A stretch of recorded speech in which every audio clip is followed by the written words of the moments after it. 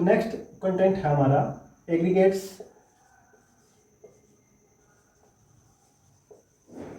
Of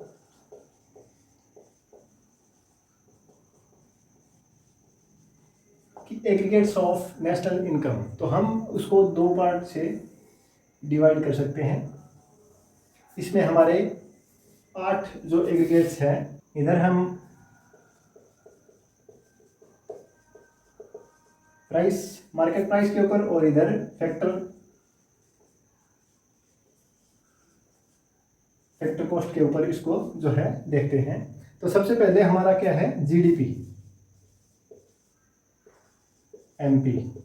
तो price of all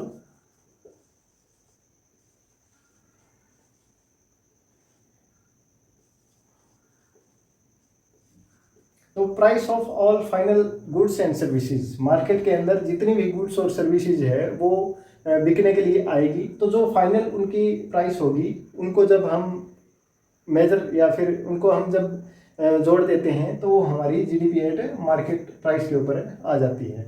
next है हमारा NDP MP, net domestic product है, वो क्या होगा, जीडीपी माइनस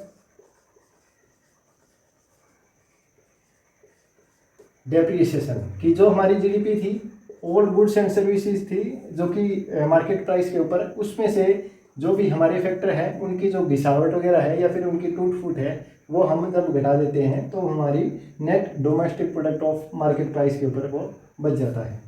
फिर हमारा आता है GNP MP, gross national product है, वो जीडीपी एमपी माइनस में net factor income from abroad.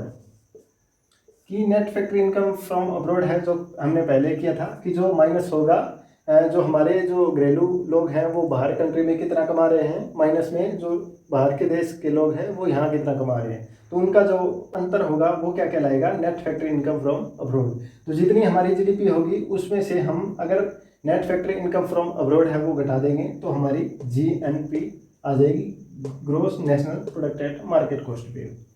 अगर हम बात करें नेक्स्ट कंपोनेंट एनएनपी, तो जो हमारी जीएनपी है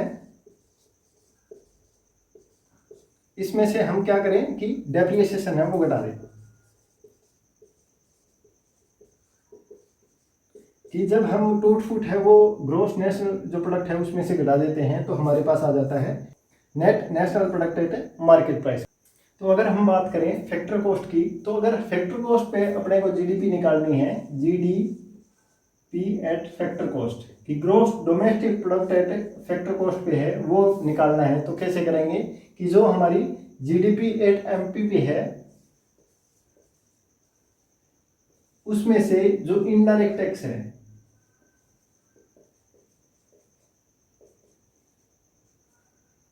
वो तो माइनस कर देंगे, प्लस में सब्सिडीज है वो उसमें ऐड कर देंगे, तो वो हमारी आ जाएगी जीडीपी एट फैक्टर कॉस्ट के ऊपर।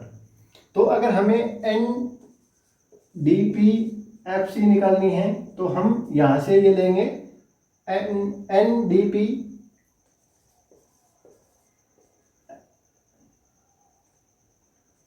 एमपी माइनस में वही इनडायरेक्ट टैक्स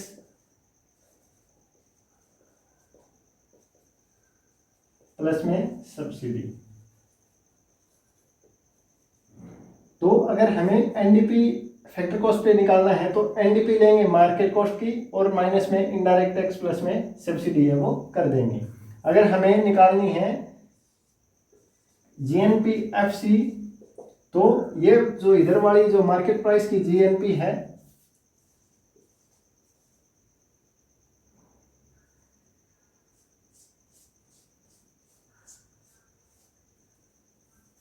तो जो जीडीपी है हमारी उसमें से माइनस करेंगे हम इनडायरेक्ट टैक्स प्लस में सब्सिडी और प्लस में करेंगे net factor income from abroad. तो ये हमारा क्या आ जाएगा, net national product at factor cost के ऊपर, कि जो जीडीपी हमारी है मार्केट प्राइस के ऊपर, उसमें से इनडायरेक्ट टैक्सेस है वो माइनस कर देंगे, प्लस में सब्सिडी है वो प्लस कर देंगे, और net factor income from abroad है वो भी प्लस कर देंगे। तो हमारा आ जाएगा जीएनपी एट फैक्टर कॉस्ट पे।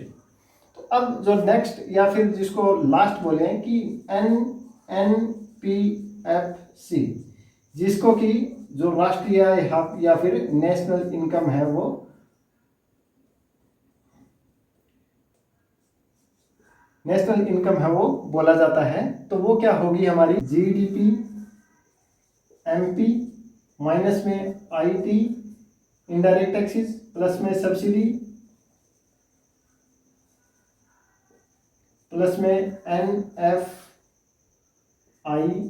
Net factory income from abroad minus में डेप्रिसिएशन।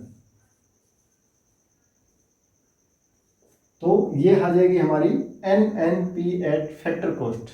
ये जो है net national product at factor cost पे है, इसी को ही हम जो नेशनल इनकम है वो बोलते हैं। तो वो क्या होगी, जो भी हमारी ग्रोस डोमेस्टिक प्रोडक्ट होगा मार्केट प्राइस के ऊपर, जितनी भी गुड्स और सर्विसेज है मार्केट के अंदर बेची जाएंगी, तो उनकी जो फाइनल प्राइस होगी वो जोड़ देंगे। उनमें से जो इनडायरेक्ट टैक्स होंगे, जो कि जीएसटी के माध्यम से या फिर और इनडायरेक्ट टैक्स है, उनके माध्यम से उनको घटा देंगे, प्लस में जो सब्सिडी प्राप्त करते हैं वो इसमें जोड़ देंगे, प्लस में net factory income from abroad है वो भी प्लस करेंगे, और जो डेप्रिसिएशन है वो घटा देंगे। तो ये जो 8 एग्रीगेट है वो जो है कॉम्पिटिटिव एग्जाम के अंदर जो पूछे जाते हैं। अब जो है इसमें जो एक और जिसको 2-3 कंपोनेंट है वो की आते हैं कि पर्सनल इनकम। कि पर्सनल इनकम है वो क्या होती है, कि पर्सनल इनकम जो भी एक इंडिविजुअल व्यक्ति है, जो कि सभी जो उनके माध्यम हैं जिससे वो अर्न कर सकता है, चाहे वो ट्रांसफर पेमेंट है या फिर कोई भी पेमेंट है, तो उन सब को जब हम जोड़ देंगे तो वो हो जाएगी पर्सनल इनकम। एक व्यक्ति की जो ट्रांसफर पेमेंट है या फिर कोई भी जो अर्न करता है मनी के रूप में, तो सारी की सारी जो पेमेंट होगी वो पर्सनल इनकम है वो कहलाएगी। अगर बात करें पर्सनल डिस्पोजेबल इनकम की, तो पर्सनल डिस्पोजेबल इनकम क्या होगी, कि जब पर्सनल इनकम में से माइनस कर देंगे डायरेक्ट टैक्स और माइनस कर देंगे इसमें से अदर। तो अदर में क्या होगा कि अदर में कोई भी फीस है, कोई जुर्माना है, तो वो इसमें अदर में शामिल हो जाएगा। तो पर्सनल इनकम में से अगर डायरेक्ट टैक्स है वो कटा दें, और अदर जिसमें कि जो टैक्स जिसमें कि जो फीस वगैरह है या फिर जो जुर्माना है वो भी घटा देंगे, तो हमारी पर्सनल डिस्पोजेबल इनकम है वो बच जाएगी। मतलब जो खर्च करने योग्य आय है उसको पर्सनल डिस्पोजेबल इनकम है वो बोलते हैं। तो ये था हमारा एग्रीगेट्स ऑफ नेशनल इनकम। तो एक और जो है एक इससे ही रिलेटेड है कि जो नेशनल सर्वे है वो पढ़ा जाता है, तो उस दौरान जो प्रोविजनल एस्टिमेशन है, एडवांस एस्टिमेशन है, रिवाइज एस्टिमेशन है, वो नाम है वो सुनने को मिलते हैं। तो उनका क्या मतलब होता है, तो सबसे पहले होता है हमारा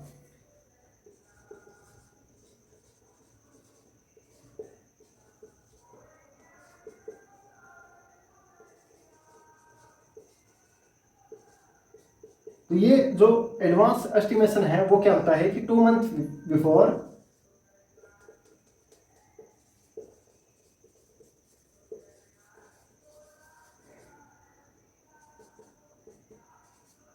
फाइनेंशियल ईयर, कि जब जो एडवांस एस्टिमेशन है जो एनएसओ द्वारा किया जाता है, तो वो जब हमारा फाइनेंशियल ईयर होता है 1 जो अप्रैल से 31 जो मार्च है तब तक के, तो 2 महीने पहले 7 फरवरी को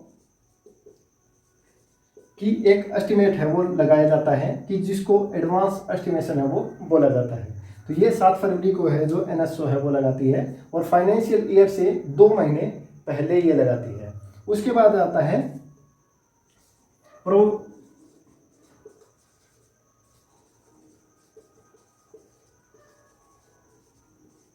प्रोविजनल एस्टिमेशन।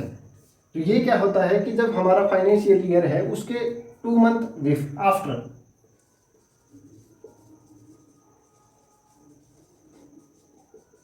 2 मंथ आफ्टर जो फाइनेंशियल ईयर है, तो वो एस्टिमेशन जब लगाते हैं तो उसको प्रोविजनल एस्टिमेशन है वो बोला जाता है। तो वो 31 मई, तो 31 मई को जो है जो पेश है वो किया जाता है। उसके बाद आता है फर्स्ट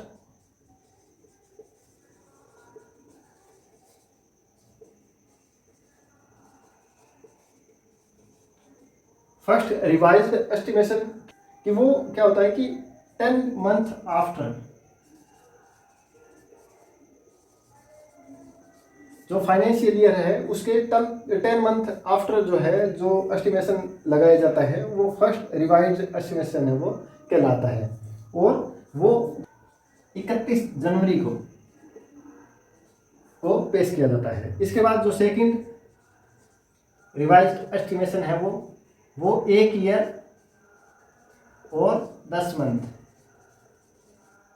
आफ्टर फाइनेंशियल ईयर, कि इस जो अपना फाइनेंशियल ईयर था उसके 1 साल और 10 महीने बाद जब वो पेश किया जाता है 31 जनवरी को, तो वो हमारा सेकंड जो एस्टिमेशन है वो कहलाता है। और थर्ड रिवाइज्ड एस्टिमेशन है वो कहलाता है 2 ईयर प्लस 10 मंथ आफ्टर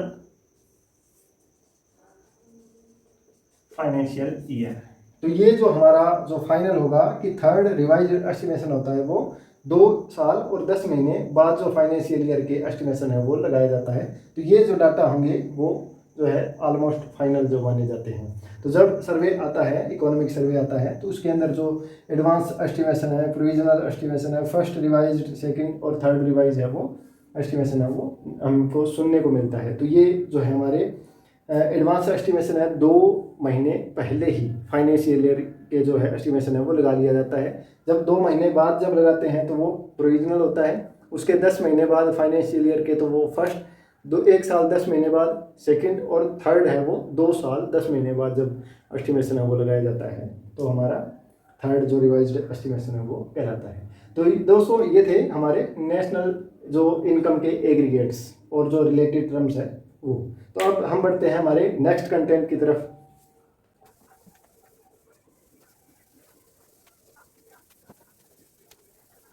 तो अगर हम बात करें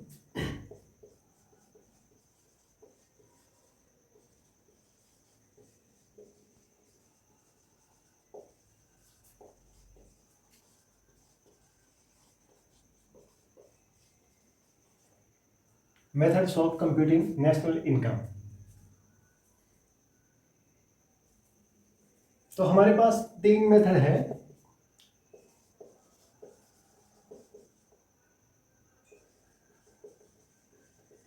प्रोडक्ट मेथड है, सेकंड इनकम,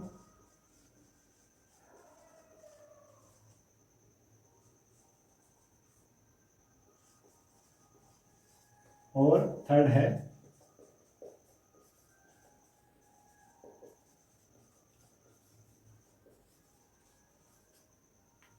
एक्सपेंडिचर मेथड है। तो जो हमारा फर्स्ट प्रोडक्ट मेथड है उसको हम वैल्यू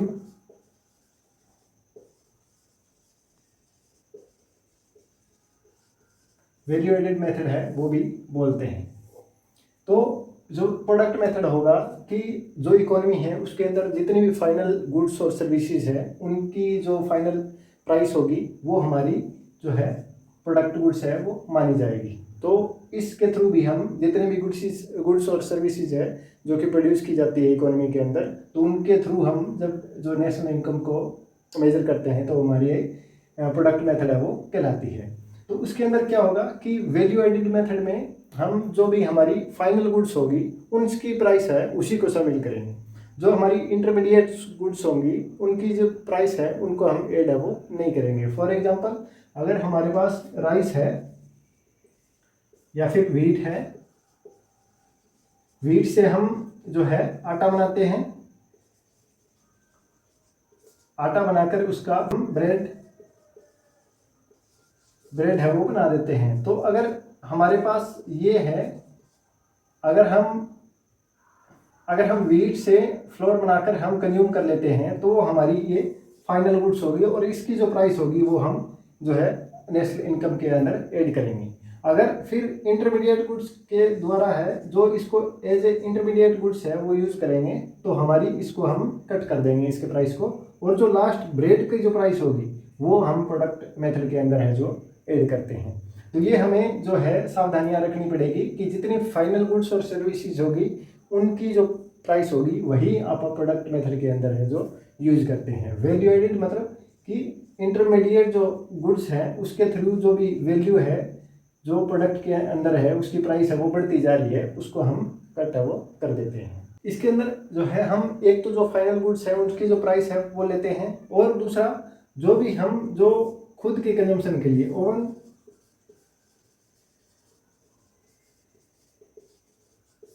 जैसे कि अगर कोई फार्मर है वो 10 जो क्विंटल है व्हीट है उसका प्रोडक्शन है करता है, 8 जो क्विंटल है वो तो जो मार्केट के अंदर है वो उतार देता है, लेकिन जो 2 क्विंटल उसकी बच गई वो भी क्या है कि हम जो है इसके अंदर है जो ऐड करते हैं। तो जो फाइनल या फिर ओवन कंजम्पशन के लिए गुड्स होगी वो भी ऐड है वो की जाती है। या फिर जो गवर्नमेंट जो मार्केट के अंदर है जो बेची तो नहीं जाती लेकिन वो सोशल वेलफेयर के लिए जो है लोगों तक पहुंचाने का जो काम करती हैं, तो उन गुड्स को भी क्या है कि जो प्रोडक्ट मेथड है उसमें हम ऐड करते हैं।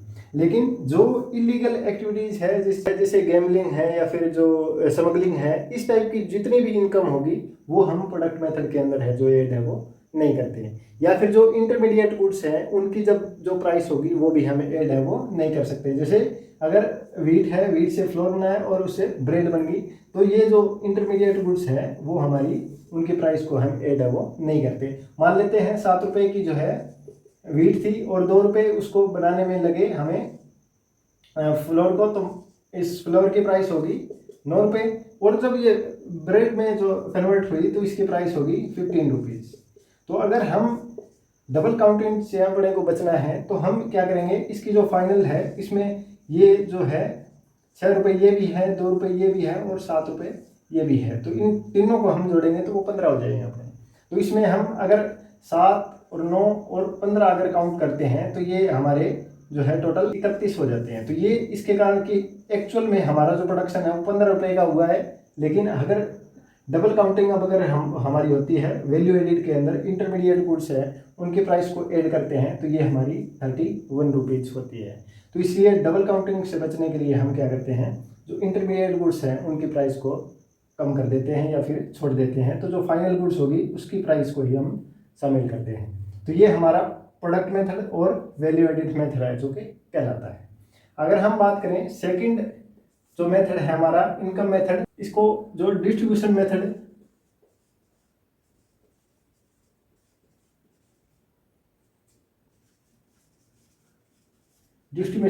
है वो भी बोलते हैं। तो इनकम मेथड मतलब जो भी फैक्टर ऑफ प्रोडक्शन है वो अपनी जितनी भी इनकम है वो अर्न करते हैं, तो उनको जब हम जोड़ते हैं तो वो क्या बन जाती है हमारी नेशनल इनकम या फिर इनकम मेथड के through national income.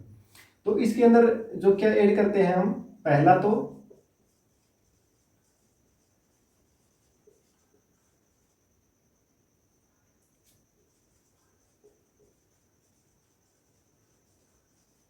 Compensation of employ,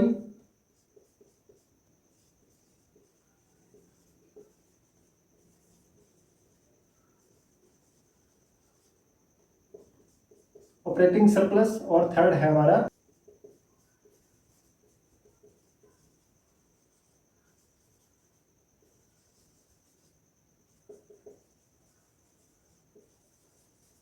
एक व्यक्ति है जो कि इन 3 माध्यम से है जो इनकम है वो कलेक्ट है या फिर जो प्राप्त है वो कर सकता है। कंपनसेशन ऑफ एम्प्लॉय क्या होगी कि उसकी वेज या फिर सैलरी होगी वो, प्लस में ऑपरेटिंग जो सरप्लस होगा वो क्या होगा, वो जो फैक्टर ऑफ प्रोडक्शन है वो रेंट या फिर प्रॉफिट है जो या फिर जो इंटरेस्ट है वो जो है प्राप्त करते हैं, वो ऑपरेटिंग सरप्लस के अंदर है वो आते हैं। कि जो mixed income for self employed है वो ये होती है कि जब एक व्यक्ति है वो काम करने के लिए जो जैसे जो मजदूर वगैरह है या फिर मशीन है वो बाहर से ना लेकर के अपनी ही जो है अपनी ही सेवाएं हैं या फिर जो मशीन है वो यूज़ करता है, तो उसके बदले में जो भी अगर खुद के जो फैक्टर ऑफ प्रोडक्शन ना होते तो हमें उनके बदले में जो रेंट वगैरह है वो देना पड़ता, तो वो हमारी जो सेल्फ एम्प्लॉयड के लिए अगर 2 मजदूर लेके आते तो हमें 400 रुपये देने पड़ते। तो अब हम खुद इस काम को कर रहे हैं तो 400 रुपये हम इसमें एड प्लस है वो कर देते हैं। तो ये जब तीनों चीज़ों को जोड़ देंगे तो ये हमारा डिस्ट्रीब्यूशन मेथड या फिर इनकम मेथड है वो कहलाता है। Compensation of employ, operating surplus plus में mixed income for self employed. तो इनसे जितनी भी इनकम होगी हमारी वो क्या है कि जो नेशनल इनकम के अंदर जो काउंट है वो की जाती है। तो इसमें एक जो है ध्यान रखने वाली बात ये है कि इसमें जो भी जो गिफ्ट वगैरह है या फिर जो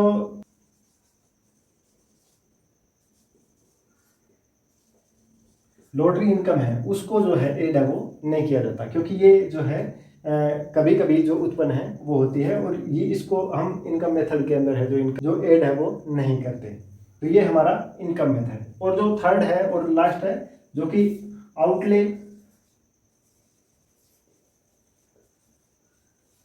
मेथड भी इसको बोलते हैं। तो ये क्या होता है कि व्यय में विधि है जिसके अंदर जो भी गुड्स और सर्विसेज कंजम्पशन करने के लिए हम खरीदते हैं और उस पर जो खर्च करते हैं, तो जब उनको हम जोड़ते हैं तो वो कहलाता है हमारा जो एक्सपेंडिचर मेथड है। तो इसको कंप्यूट करने के लिए हम क्या करते हैं कि हमारी जीडीपी एमपी पे क्या होगी, सी प्लस में आई प्लस में जी प्लस में एक्सपोर्ट माइनस में इंपोर्ट।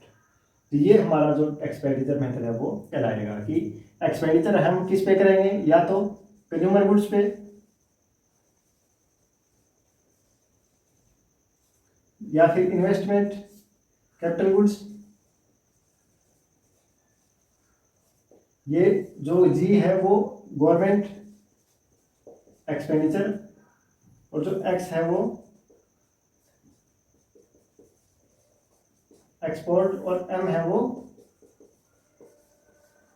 इंपोर्ट। तो हम इन चीज़ों पर अपना जो एक्सपेंडिचर है वो करते हैं, या तो खाने के लिए जो गुड्स है वो खरीदते हैं उन पे जो व्यय है वो करते हैं, या फिर इन्वेस्टमेंट प्रॉफिट प्राप्त करने के लिए जो कैपिटल गुड्स है वो खरीदते हैं, या गवर्नमेंट जो एक्सपेंडिचर करती है वो प्लस में एक्सपोर्ट जो करते हैं वो और माइनस में इंपोर्ट।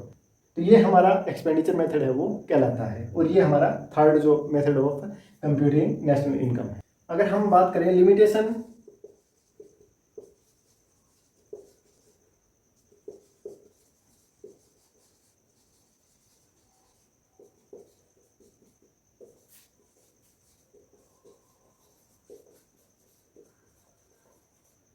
कि limitation in the measure of national income, की नेशनल इनकम को मेजर करते हुए हमें क्या क्या जो सावधानियां या फिर जो लिमिटेशन इसकी हो सकती है। तो फर्स्ट क्या है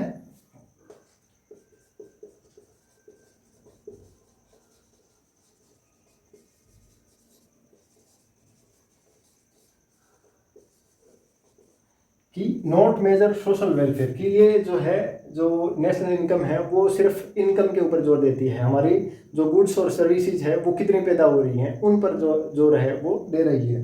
अगर हम ज़्यादा से ज़्यादा गुड्स और सर्विसेज है वो पैदा करते जा रहे हैं तो हम कहेंगे कि हमारी नेशनल इनकम या फिर जो जीडीपी है वो बढ़ती जा रही है। लेकिन ये है वो सोशल वेलफेयर की ओर ध्यान है वो नहीं देता कि जितनी भी गुड्स और सर्विसेज है हम प्रोड्यूस करते जा रहे हैं उनसे समाज के ऊपर क्या इफेक्ट है वो हो रहा है। हम अगर अल्कोहल या फिर जो नॉन इलीगल जो एक्टिविटीज़ के अंदर जो गुड्स है या सर्विसेज है वो पैदा करते जा रहे हैं तो उनसे जो है हमारे समाज के ऊपर जो नेगेटिव इफेक्ट है वो होगा। तो वो इसका जो है एक जो लिमिटेशन है वो मानी जाती है कि ये सोशल वेलफेयर की ध्यान है वो नहीं। जो सेकंड है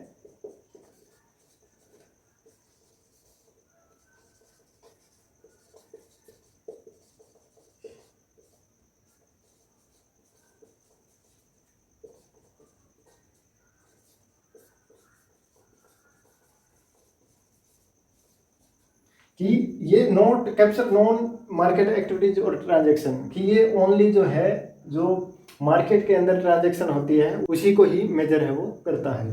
जो नॉन मार्केटिंग या एक्टिविटी या फिर जो ट्रांजैक्शन जैसे कि अगर घरेलू क्षेत्र या ग्रामीण क्षेत्रों में हम बात करें तो गुड्स से गुड्स का जो ट्रांजैक्शन है वो किया जाता है, एक का जो है ज़रूरत है वो दूसरा पूरी कर देता है, तो उसको इसके अंदर जो शामिल है वो नहीं किया जाता। तो ये भी एक ड्रॉबैक है वो इसका माना जाता है।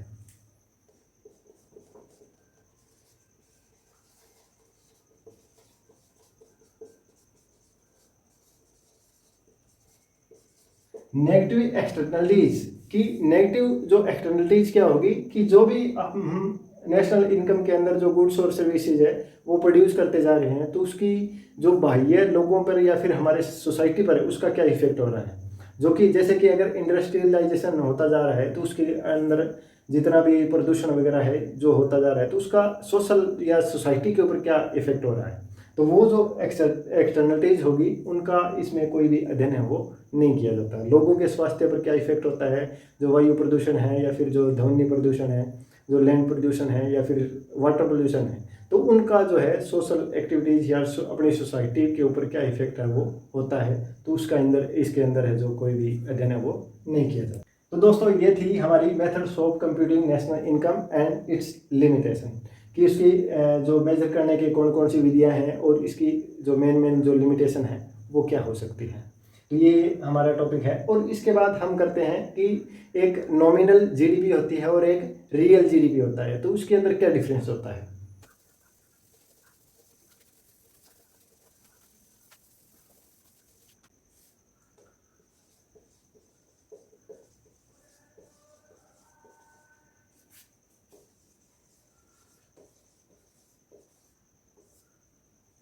तो हमारी नॉमिनल जीडीपी क्या होगी,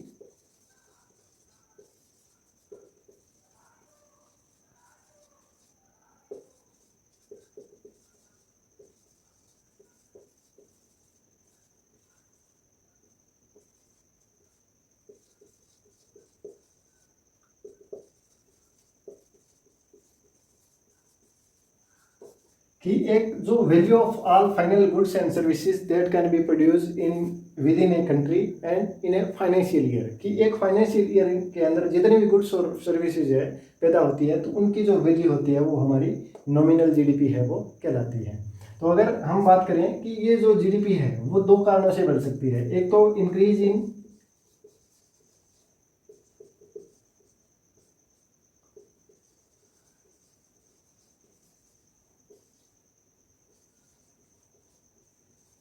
कि अगर या तो हमारी फाइनल गुड्स और सर्विसेज है वो इंक्रीज हो जाए या फिर चेंज इन प्राइस, या हमारी प्राइस में चेंज हो जाता है। तो ये जो है इसको एक एग्जांपल के थ्रू हम समझते हैं। तो अगर हम बात करें कि हमारी गुड्स और सर्विसेज है जो कि प्रोड्यूस की जाती है, गुड्स एंड सर्विसेज है वो 20 है, 20 वो गुड्स और सर्विसेज है उसका प्रोडक्शन है वो किया जाता है और उनकी प्राइस है 10 रुपीज़। तो हमारी जो जीडीपी होगी वो 200 रुपीज़ जीडीपी है हमारी कहलाई जाएगी। तो इसमें जो चेंज है वो दो कारण से हो सकता है, या तो हमारी गुड्स और सर्विसेज है वो चेंज हो जाए या फिर हमारी प्राइस है वो चेंज हो जाए। तो अगर हमारी जो गुड्स और सर्विसेज है वो 30 हो जाती है तो और प्राइस है वो 10 रहती है, तो हमारी जीडीपी बढ़कर 300 जो है हो जाती है। तो ये तो हम कहेंगे कि हमारी गुड्स और सर्विसेज है वो 20 से बढ़कर 30 होगी। तो इसके कारण क्या होगा, हमारा इन्वेस्टमेंट बढ़ेगा, एम्प्लॉयमेंट जनरेट होगा, लोगों की इनकम है वो बढ़ेगी। तो उससे हम कहेंगे कि हमारी नेशनल इनकम है या फिर जीडीपी है वो उसमें एक पॉजिटिव इफेक्ट है वो हो रहा है। और दूसरा हम अगर बात करें कि चेंज इन प्राइस, तो अगर हमारा जो गुड्स और सर्विसेज है वो 20 का 20 रहे और प्राइस है वो बढ़कर 15 रुपीज़ हो जाए, तो अब हमारा वही 300 रुपीज़ जो जीडीपी है वो हो जाती है। तो ये प्राइस में चेंज होने से जो हमारी जीडीपी है वो जो इसके बराबर हो जाती है। अगर हमारी गुड्स और सर्विसेज 20 से 30 होती है तो उसके बराबर हो जाती है। तो इसमें क्या है, ये इक्वल है, तो हम कहेंगे कि हमारी जीडीपी है वो बढ़ गई। लेकिन इसका जो है जीडीपी या फिर जो इकोनॉमी है उस पर जो पॉजिटिव इफेक्ट है वो नहीं होगा, क्योंकि इसके अंदर सिर्फ प्राइस है वो चेंज हुई है। इसमें हमारा जो प्रोडक्शन है वो सेम का सेम है, जो नया इन्वेस्टमेंट है या फिर जो एम्प्लॉयमेंट जनरेशन है वो कुछ है वो नहीं हुआ, जितना पहले था उतना ही अब है। तो ये जो प्राइस इफेक्ट है उसके कारण जो है जीडीपी बढ़ती है, तो उसको दूर करने के लिए हम बेस ईयर का सहारा लेते हैं, जो कि हमारा 2011-12 जो बेस ईयर है हम हमारा माना जाता है, जिसके ऊपर हम जो रियल जीडीपी है वो जो है हम एस्टिमेट करते हैं। तो ये जो प्राइस इफेक्ट है